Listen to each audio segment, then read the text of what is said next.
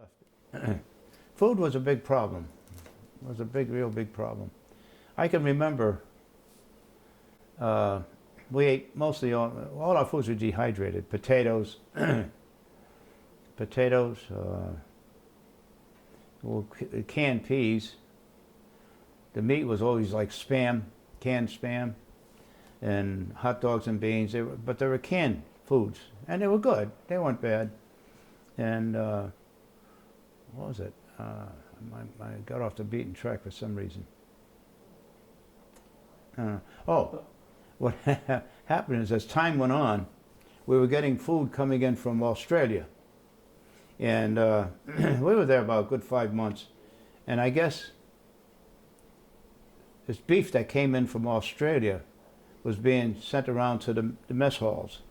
And the instructions were to cook it thoroughly because of the refrigeration and the long haul and transportation and everything, to be on the safe side, to cook it thoroughly, primarily in a stew. So our mess sergeant got this nice piece of beef.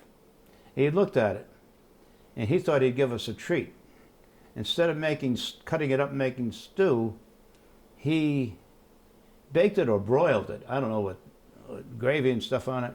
It smelled great and looked great and everything, and we had it sliced with mashed potatoes, which were dehydrated, and he made a gravy, and we ate it. It was delicious.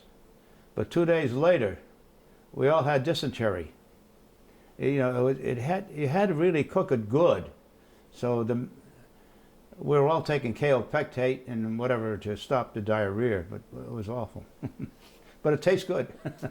The biggest enemy was there, what they called, was schistosomiasis.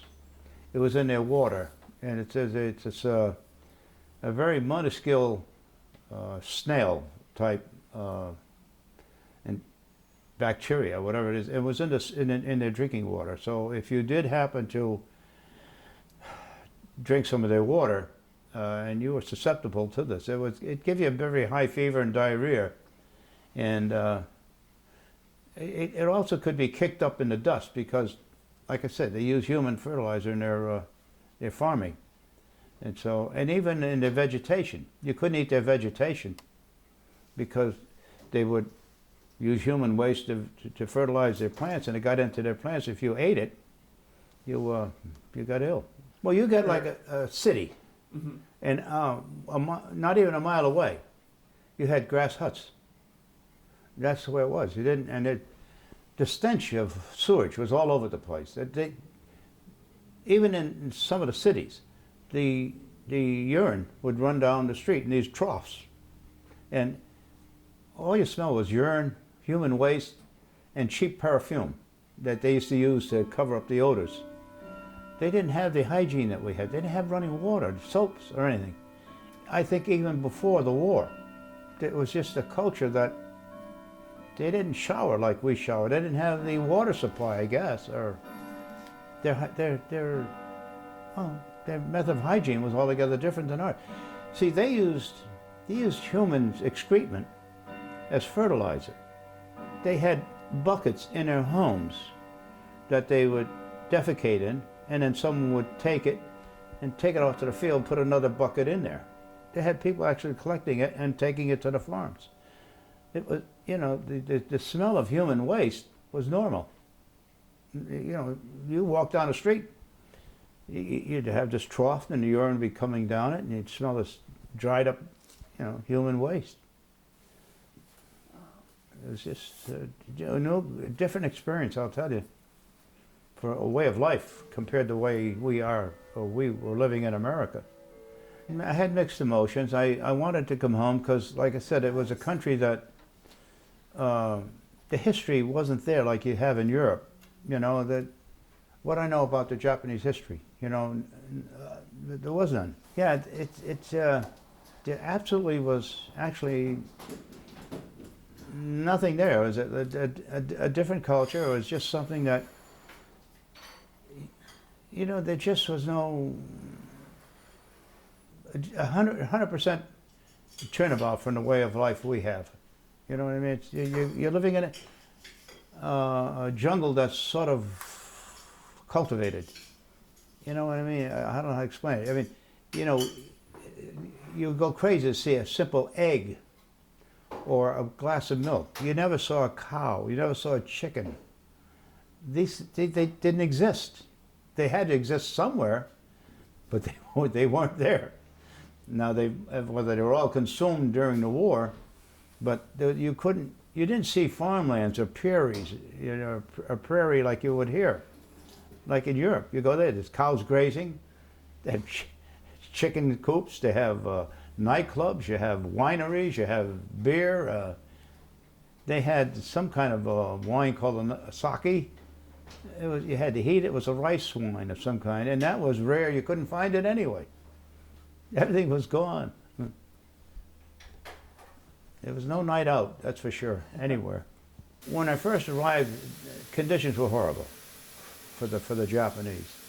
And like I said, I think they were appreciative of our being there after and what turned out for them. As a matter of fact, they were amazed at the amount of food we would eat. One meal would last them for a week, one of our meals. They would look at us, because some of the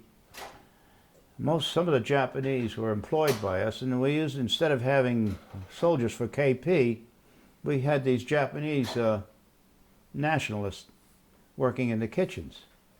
And I mean, sugar and salt, like these are luxury items to them. We use it like it was everyday nothing. But sugar, my God, sugar was just such a luxury item. Salt, they had plenty of, but it was in short supply for the civilian life. But when they dished out a scoop of potatoes to us, and we'd say, "Give me another one," they were amazed. They never ate in capacities that we ate in, or the volume that we ate in. Then we'd have peas. Then we'd have a piece of meat. Then we'd have bread. Then we'd have dessert. Then we'd have coffee. They never ate in that quantity. Their food was just not there. They didn't have it. Meat was just, they lived primarily, I think, off the ocean. Seaweed and fish. Meat was just such a delicacy that they just never had. It was a different way of life. It certainly was it was an eye-opener, I'll tell you. It's amazing how they lived and survived. You talk to an ex-Japanese soldier and you'd say, "How did you live?" They ate dehydrated fish heads and rice, primarily. There's their staple. That's what they ate. Our K rations are like a three-course meal compared to what they had, you know? And that was our worst meal.